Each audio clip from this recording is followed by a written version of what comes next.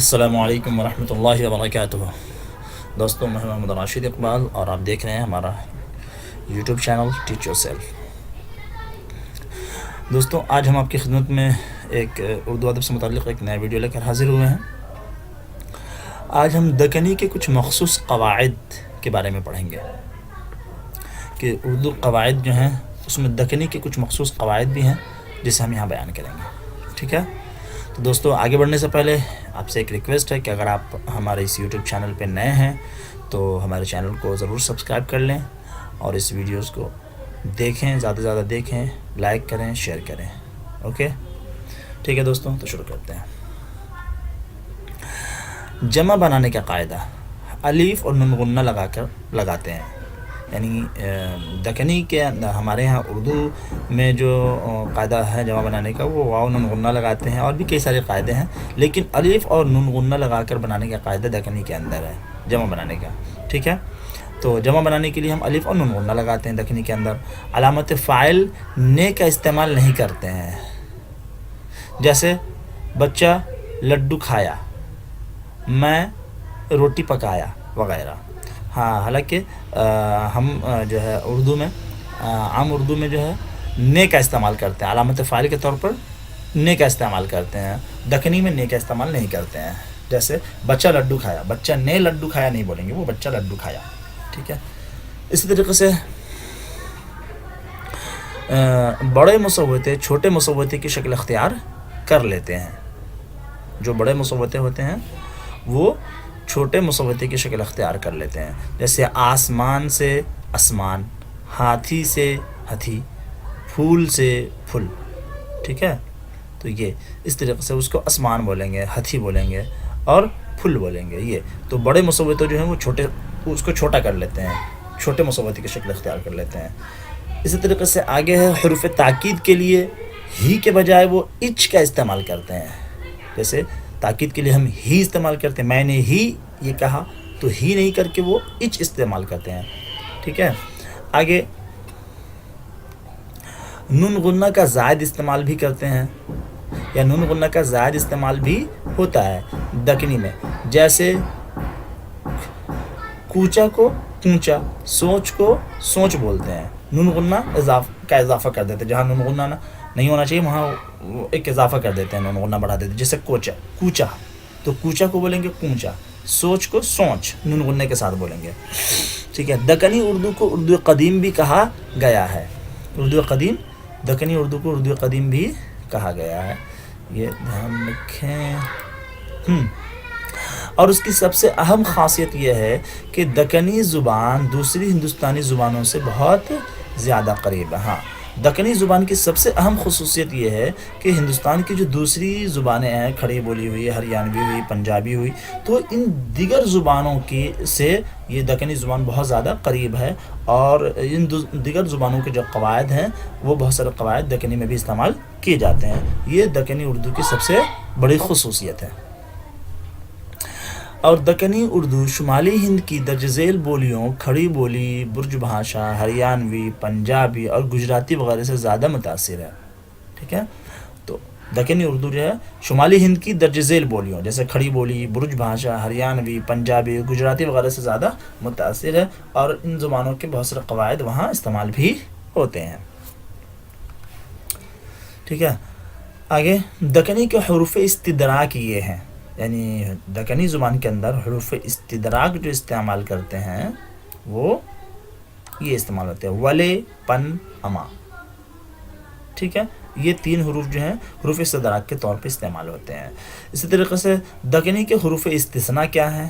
حروف استثناء یہ ہیں بن، بنا، باج، یہ تین ورڈ یہ حروف استثناء کے طور پہ استعمال کرتے ہیں، ٹھیک ہے؟ اچھا، دکنی کا مخصوص حروف تخصیص چ ہے، یعنی چ بڑھاتے ہیں، جیسے یعنی تخصیص، حروف تخصیص میں سے مخصوص جو ہے حروف تخصیص چ ہے، جیسے اتنا ہی کے لیے اتناچ، ویسا ہی کے لیے ویساچ، اپنا ہی کے لیے اپناچ، تیرا ہی کے لیے تیراچ استعمال کرتے ہیں۔ جیسے مجھے اتنا ہی اتناچ ہے نا، ویسا ہی ویساچ، ٹھیک ہے؟ اپناچ، تیراچ، تو چ استعمال کرتے ہیں، تیرا ہی تیراچ، یہ اس طرح سے استعمال ہوتا ہے.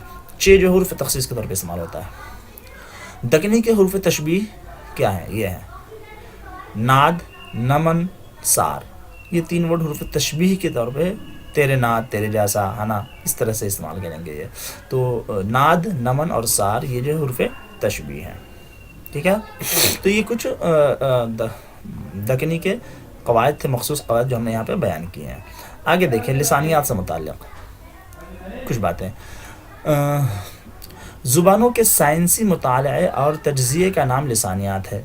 لسانیات کسے کہتے ہیں؟ کہ جو زبان ہوتی ہے اس کا سائنسی اور تجزیاتی طور پہ مطالعہ کیا جائے تو اسے ہم لسانیات کہتے ہیں. اور یہ 2 علوم کا مجموعہ ہوتا ہے لسانیات کے اندر. ایک لسانیات، دوسرا صوتیات. صوتیات اور لسانیات یہ دونوں شاخ ہیں لسانیات کی.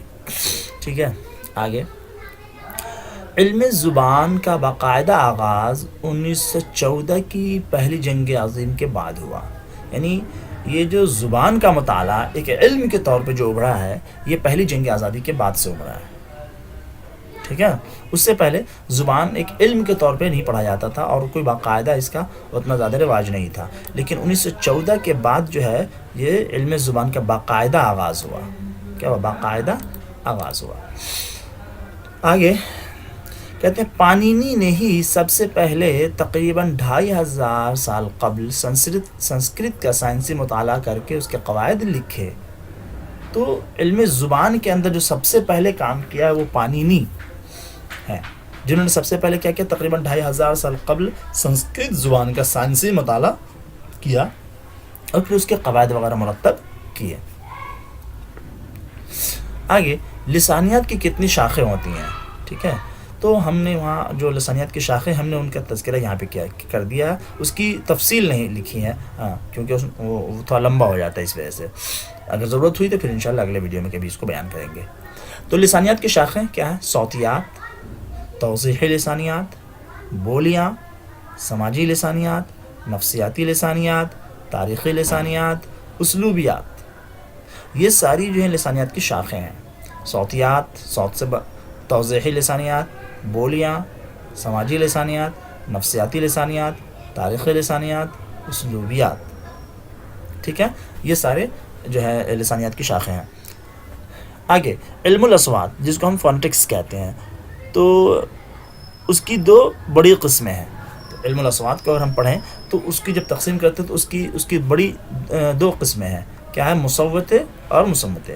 مصوتے بولتے ہیں واویلس کو، جسے ہم انگلش میں واویلس بولتے ہیں، اردو میں اس کو مصوتے بولتے ہیں، اور کانسوننٹس کو مصمتے بولتے ہیں. ٹھیک ہے، ابھی دیکھیں مصوتے کی تعریف. مصوتے اعضائے نطق سے پیدا ہونے والی وہ آوازیں ہیں جن میں پھیپھڑوں سے نکلنے والی سانسیں منہ میں کہیں رکاوٹ کے بغیر خارج ہوتی ہیں. پھیپھڑے سے جو آواز نکلتی ہے وہ آواز ڈائریکٹ جو ہے پھیپھڑے سے جو سانسیں نکلتی ہیں وہ سانس منہ میں کہیں رکے بغیر کسی رکاوٹ کے ڈائریکٹ نکل جاتی ہیں. ٹھیک ہے، تو ایسی جو آوازیں ہیں یہ، ٹھیک ہے، تو ان آوازوں کو ہم مصوتے کہتے ہیں. ٹھیک ہے، مصوتے اعضائے نطق سے پیدا ہونے والی وہ آوازیں ہیں، اعضائے نطق سے پیدا ہونے والی وہ آوازیں ہیں جن میں سانس کو کہیں روکا نہیں جاتا ہے، سانس کے اندر کوئی رکاوٹ پیدا نہیں ہوتی ہے. پھیپھڑوں سے نکلنے والی سانسیں منہ میں رکاوٹ کے بغیر خارج ہوتی ہیں ان الفاظ کو اگر ہم بولیں گے تو. ٹھیک ہے، مصوتے وہ الفاظ ہیں یا جنہیں ہم بولتے ہیں تو بولتے وقت سانس کہیں رکتی نہیں ہے نا. اور اس کے برخلاف مصمتے ان آوازوں کو کہتے ہیں جن کی ادائیگی میں سانس حلق سے لے کر دانتوں یا ہونٹوں تک کہیں نہ کہیں رک جاتی ہیں. یعنی مصمتے کے اندر کانسوننٹس کے اندر وہ الفاظ آتے ہیں جنہیں اگر ہم بولتے ہیں تو جو سانس آتی ہے وہ سانس کہیں کبھی منہ پہ آ کر کے، کبھی حلق میں آ کے، کبھی دانت میں آ کر کے وہ رک جاتی ہے. ٹھیک ہے، تو ایسے آواز کو ہم مصمتے کہتے ہیں. ٹھیک ہے، تو یہ واویلس اینڈ کانسوننٹس یا مصمتے اور مصمتے کی تعریف ہے، اسے آپ دیکھ لیں. ٹھیک ہے، آگے بتاتے ہیں کہ یہ لسانیات کی جو دیگر شاخیں ہیں ان میں ایک آتا ہے صرف، جس کو ہم مورفولوجی بولتے ہیں. اس طرح سے ایک نحو بھی ہوتا ہے، نحو کو ہم سینٹیکس کہتے ہیں. صوتیات بھی ہوتا ہے جسے ہم فونیٹکس کہتے ہیں. اسی طرح سے تجزیاتی صوتیات یا توضیحی صوتیات جس کو فونولوجی کہتے ہیں، ٹھیک ہے. تو یہ ساری اس کی شاخیں ہیں. پھر اس کی الگ تفصیلات ہیں جسے ہم نے یہاں پہ ذکر نہیں کیا ہے، ٹھیک ہے.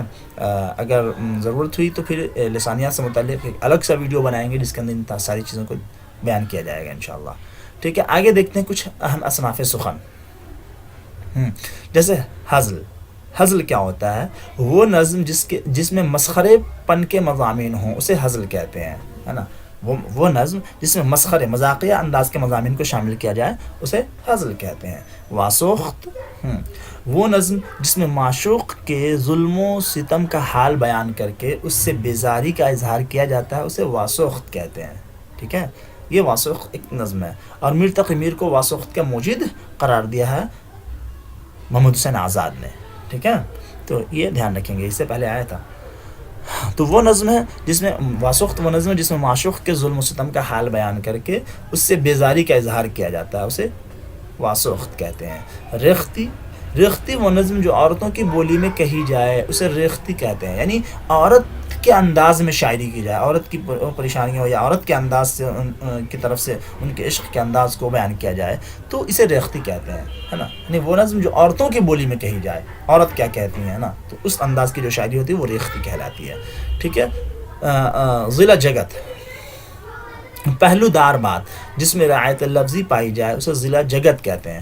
کچھ بات اشعار کے اندر وہ بات کہی جائے جو پہلو دار ہیں، جو چند پہلو کے ہوں، ہے نا، جس کو کئی پہلویں نکل سکتی ہوں، تو ایسی بات کو ہم ضلع جگت کہتے ہیں جس میں رعایت لفظی بھی پائی جاتی ہے، ٹھیک ہے. تو یہ ہو گئی کچھ باتیں اصناف سخن کی، ٹھیک ہے دوستو. تو آج کے لیے اتنا ہی، اور انشاءاللہ پھر جلدی ملیں گے کسی اگلے ویڈیو میں. اگلے ویڈیو میں ہم اس کے بعد جو ویڈیو بنائیں گے انشاءاللہ اس میں ہم کچھ سوال جواب کے شکل میں چیزوں کو رکھیں گے، ٹھیک ہے. تو ٹھیک ہے، آج کے لیے اتنا ہی. جلدی ملتے پھر اگلے ویڈیو میں. اس ویڈیو کو لائک کریں، شیئر کریں، اور اگر آپ نئے ہیں تو ہمارے چینل کو ضرور سبسکرائب کر لیں، ٹھیک ہے. اوکے، اللہ حافظ. السلام علیکم ورحمۃ اللہ وبرکاتہ.